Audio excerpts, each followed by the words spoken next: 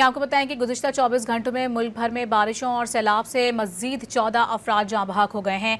NDMA के मुताबिक पंजाब में 13 अफराद जाँ बहक हुए हैं। 26 जून से अब तक मुल्क भर में मानसून बारिशों के बायस मुख्तलिफ हादसात में 819 अफराद जाँ बहक हो चुके हैं। मज़ीद तफसीलात जानेंगे डॉन न्यूज़ के नुमाइंदे उमैद अली से। उमैद अली, मज़ीद तफसीलात से आगाह कीजिएगा।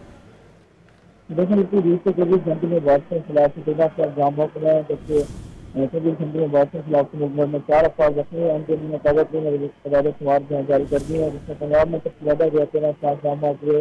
पंजाब कश्मीर एक शख्स की डेथ हुई है। 24 जून से अब तक जो है 28 अगस्त तक मुल्क भर में मानसून बारिशों के बाद 819 अफराद जाम बहक हुए हैं। इसके बाद जो है 1111 अफराद जो है वो जख्मी हैं, जिससे 24 घंटे में बारिश के खिलाफ 6 घरों को नुकसान पहुंचा है, जिसमें 551 जो है ऐसे हालात हुआ 24 घंटे में।